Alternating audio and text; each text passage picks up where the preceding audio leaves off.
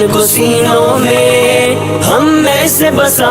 یہ ذوالحج کا مہینہ ہے اور اس مہینے کے اندر عبادات اللہ تعالیٰ کو بہت پسند ہے.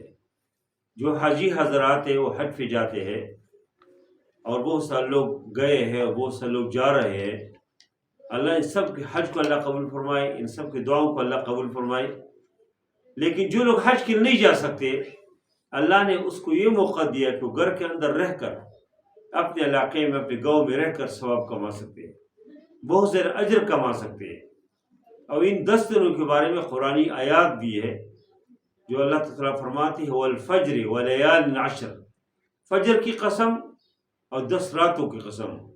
حضرت عبداللہ ابن عباس رضی اللہ تعالیٰ عنہ فرماتے ہیں کہ ان 10 راتوں سے مراد ذوالحج کی 10 راتیں اور 10 دن ہیں.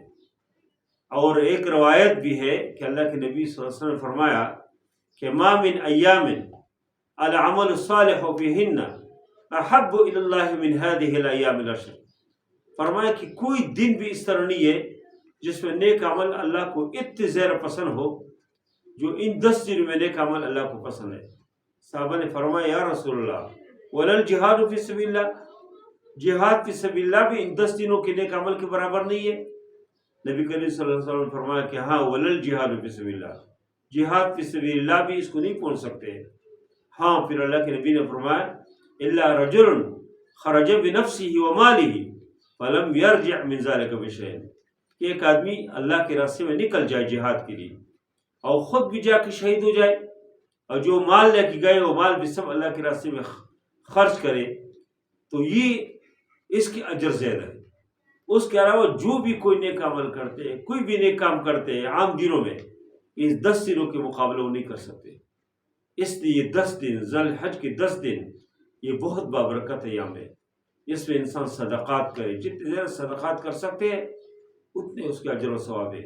اس میں انسان عام حالات سے زیادہ نوافل پڑھے، تہجد پڑھے، نمازوں کی اگر کوئی کمزوری ہے اہتمام کے ساتھ نمازیں پڑھے، قرآن کی تلاوت کرے. اس میں انسان اپنے رشتہ داروں سے تعلق رکھے، صلہ رحمی کرے. اور پھر خاص کر ان 10 دنوں میں جو ایک دن جو عید سے ایک دن پہلے جو دن ہے، جس دن عرفہ لوگ حج کے لیے حاجی عرفے کے میدان میں جاتے ہیں، تو عرفے کے دن کا روزہ ہے. اس دن کا روزہ 1 سال کے روزوں کے برابر ہے، اس کے بہت اجر ہے. اور عرفے کے دن فجر کی نماز سے جو تکبیرات شروع ہو جاتے ہیں اور ایام تشریق کے عصر تک، یہ تقریباً کوئی 23 نمازوں کے بعد یہ پڑھنا ہوتا ہے. اس کی بہت اجر ہے.